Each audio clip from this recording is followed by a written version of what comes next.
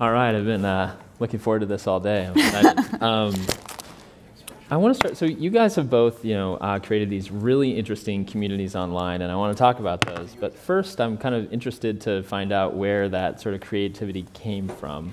And so I was hoping you could tell us a bit about your formative experiences online. Like, what sorts of communities did you find yourself in when you kind of first? Maybe you weren't even using a mouse when you first went online and kind of found other humans that were out in the world.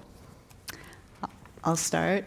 It started for me in the 90s, actually. Yeah. In 1995, I was introduced to AOL, and I lived in the middle of nowhere in central New York, and I was an outsider and just didn't fit in, so I found chat rooms, and I was like immediately taken by them and made all these friends, and I was staying up till 3 a.m., then waking up early to go to school, then napping, and I just had this whole community online that I was like finding friends within, but also I was meeting them offline. We would go to concerts together.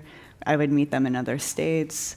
I would write letters. So it kind of started from there. I've always been interested in that, and I think it's social media, when that came, I kind of went back to that again, and had blogs always, like WordPress era in the 2008, and then later with Instagram.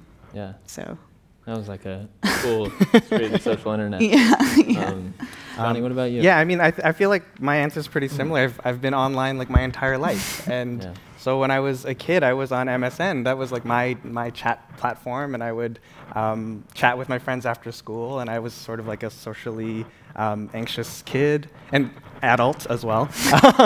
But I would like go to school and kind of be shy, and then go home and log on to MSN and chat with all my friends there, and that's sort of where we found community, through like these group chats and through these one-on-one kind of MSN chats. And then as a comedian later on, and as a humorist, I got really into like webcomics and online humor.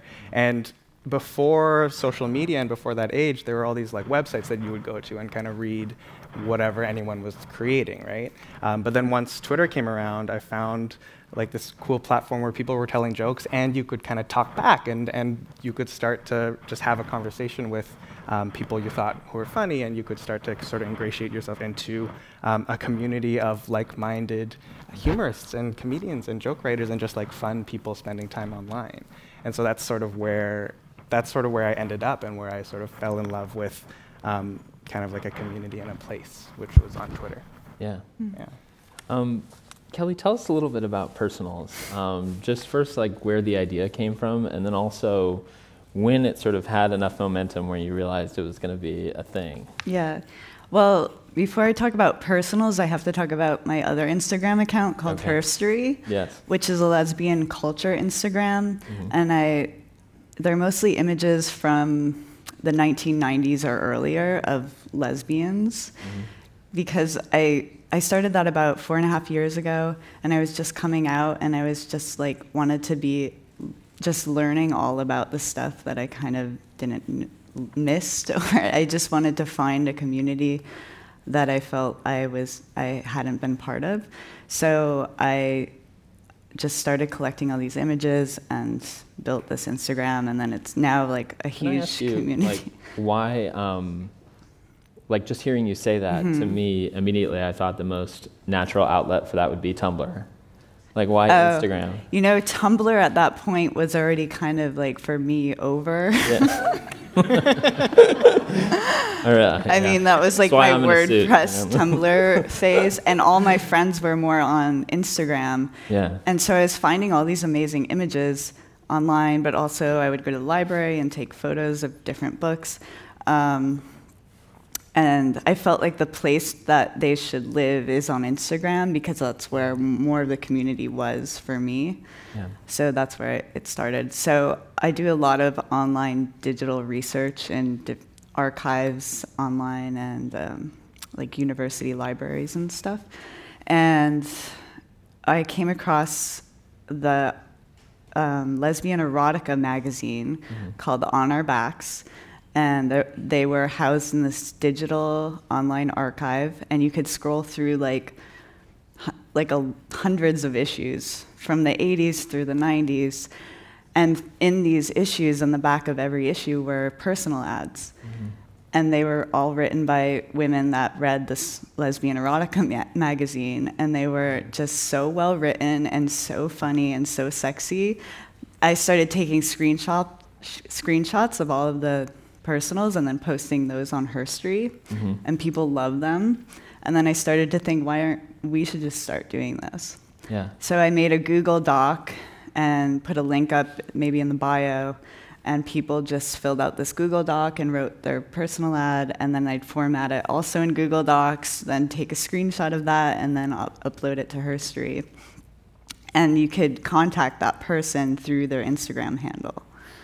So that's kind of how it all started. So then eventually it got so popular, and it kind of was just overtaking the account. I built a different account called Herstory Personals, now Personals. And I think we have some examples up there. Here's a few of them.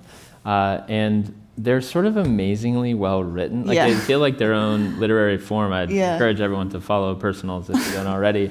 And I guess, like, to me, I think one of the things that's striking about them is they feel like such a breath of fresh air when compared with the dating app profile.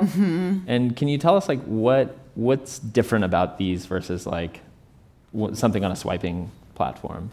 Yeah, I think one of the things that a lot of people are saying is, like, you are basically, when you write this little bit of information about yourself, you're explaining exactly who you are and what you want, but in a small, digestible amount of words. So it's almost like reading a tweet or a text. Dating platforms like Tinder, you can't really understand what people want or looking for based on one photo.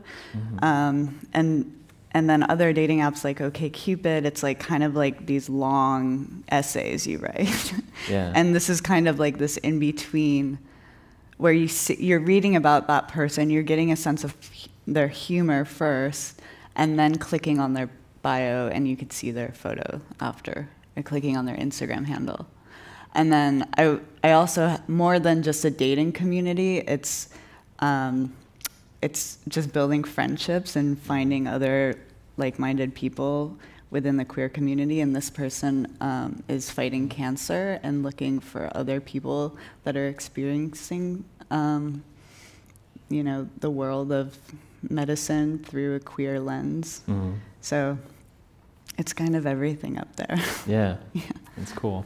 Yeah. Johnny, you're a very funny person. When you first got on Twitter and started tweeting, were you just messing around, or were you, like, actively looking to build a following? No, I wasn't. I had just moved away from Toronto, and Toronto was like where my comedy community was. It's where I wrote sketch comedy with my friends. It's where I did improv. And I moved to the US, and I suddenly found that I was separate from all of that. And so I turned to Twitter as just like a place where I could get that feeling of like being in a writer's room again, and being around people that I could just riff off of all day. And that's sort of like how all of this came about. It just has been this. I think my time on Twitter has been like this constant search for belonging and for community and for like-minded people.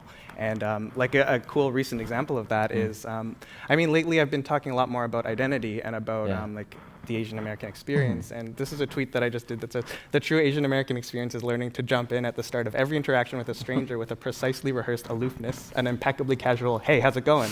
To break their immediate assumption that you don't speak English. And do we have Asian Americans in the audience who sort of get that? So like, and I think like that's kind of the thing that I found the most exciting about Twitter, is that you could tweet these like really small, minute details about your life and these like little experiences that you think are so personal, but then you tweet them out and you find that there are thousands of people who relate to the exact same thing. And so like to the replies of that sort of tweet, there were a lot of other Asian Americans who related to that precise experience, and I tweeted that out not knowing that it was a shared experience at all. I thought it was just something that only I did, right? And so I think there's that act of like sort of uploading yourself onto the internet and being this sort of like tentpole or this landmark that other people kind of gravitate towards and sort of find a shared community with. So. And has that community been strictly vertical, like, you know, fans following Johnny, tweeting back to Johnny, or do you see like lateral? Are they? Oh yeah, it's been all sorts Johnny of like clubs in every city? I mean, it's been all sorts of like three-dimensional things. Like it's not only people. There's like one level of it where there are a lot of my followers who have met each other, and sort of like in a different type of like personals ad thing. They've met each other and like gotten married. I was invited to a wedding once because like. Did you go? I didn't go. I thought it'd be a bit weird for me to like sit in the corner and tweet all the whole wedding. But these two people had met in my mentions. They had seen that like they both replied to a tweet that I did, and they found out they went to the same school, and that's how they started talking. And there have been a lot of stories like that of like friends and people who have kind of met through like a common shared like following of me, right, or of other people on the internet. That's sort of one level of community. Another one is just me like kind of befriending all my heroes and befriending all these other people that I respect. The other weekend I was at a book festival, and I had met all these fellow authors who like I just followed on Twitter and they followed me, and it was the first time we'd met. But because we sort of knew of each other already on the internet, we all hung out like we were old friends. And in a sense we were, right? Like we already knew each other.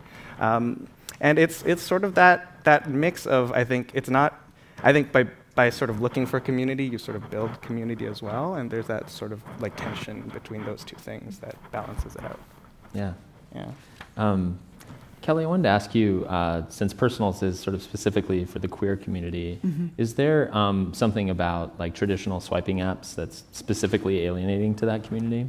Well, I think that a lot of dating apps right now, they're more built for the heterosexual world, and then the queer people are added on. So I think that's been a struggle, like figuring out how to express yourself in this way that's already not for you. How does that manifest itself, like specifically? Well, just like just matching, you have to pick a man or a woman. Yeah. Or I think on Bumble, it's like really hard. You're just like, a woman is supposed to make the first move, but like it's just like weird. And so, yeah, it's just like different. A little bit. It doesn't quite fit. And I think like gay cis men have Grindr and they have other things that I'm forgetting, but there's so many options. And what what I'm making with Personals is for all the people that are kind of like left out of all of those other things. Yeah. And they seem to be relating well. Can you tell us like a particularly heartening story or two about people who have met on Personals? Yeah, I mean, I get DMs a lot where people are telling me their sweet stories. Actually, I was at the Dyke March this summer, and 3 different people came up to me and said that they met their partner through Personals, which was crazy. That's lovely, yeah. But there's also this young couple. They're U-hauling it. One lived in rural Pennsylvania, the other in rural Connecticut, and then they decided to move to Western Mass together. But before that all happened, they made this art video together for me, basically, or for themselves, but sent it to me, and they're like, this is the G-rated version, but it was like totally not. And then I posted it and it got taken down, but it was so cute. Yeah. Johnny, I know that a comedian once compared you to Jane Goodall among the primates, because you yourself are doing a PhD here at MIT and on social media, or at least social media adjacent. Can you tell us like both a little bit about your research, but also how like this new role that you play in this community has fed into that research? Yeah, totally. I mean, it kind of like was a feedback loop. I came to MIT to do a PhD like in urban data science, and it sort of wasn't related to social media at all. But while I was here, I also had been cultivating this sort of like online life. And at some point, I just realized, well, if I'm spending so much time here and I feel like I'm learning a lot, I'd want to turn that into academic work as well, or at least use academia, like use the academic lens to understand what's going on online and sort of what I'm experiencing kind of through theory and stuff. And so like I think that like Jane Goodall like comparison is a bit funny.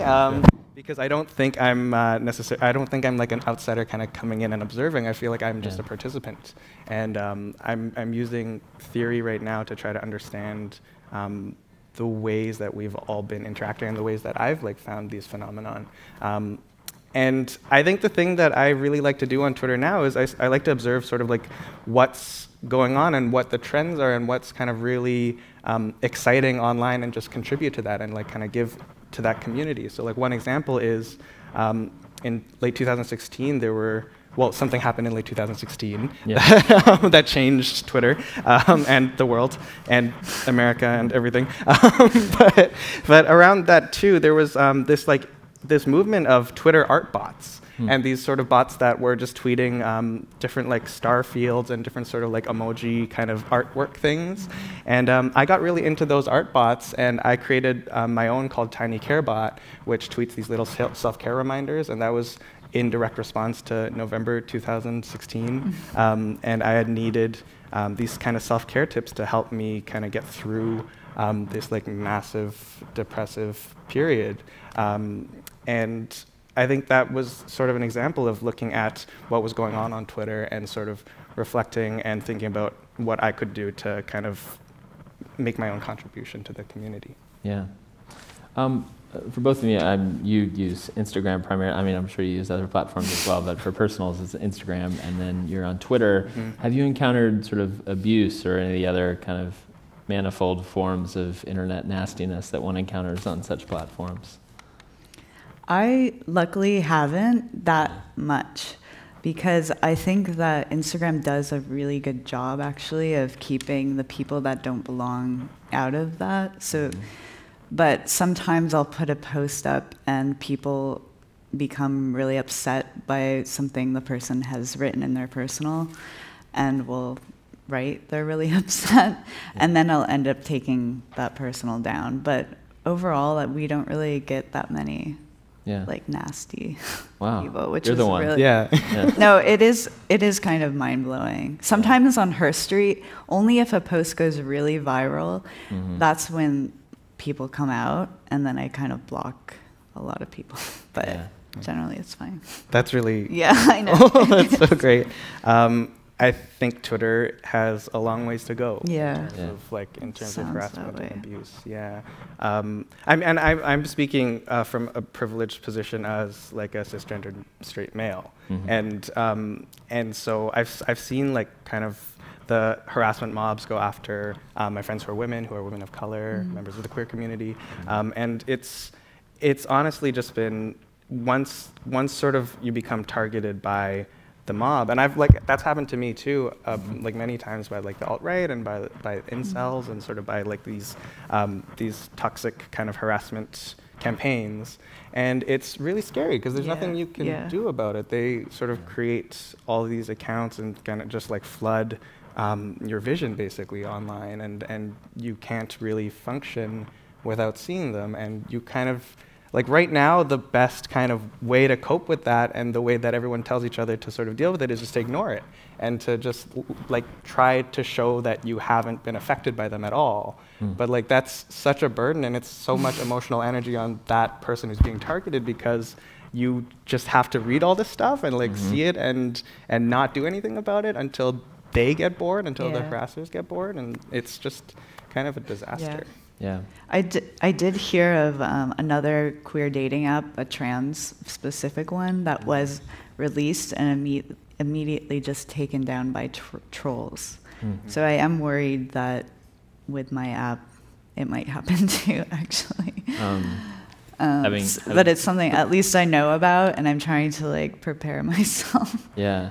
I feel bad for having taken us down this very dark road. So to end on a slightly lighter note, Kelly, can you tell us your hard-earned wisdom? This is genuinely, I'm a married guy, so asking for a friend, about like how to craft like the perfect personal. You know, my advice to people is to have your really close friend write about you, write your personal, because they're just so much.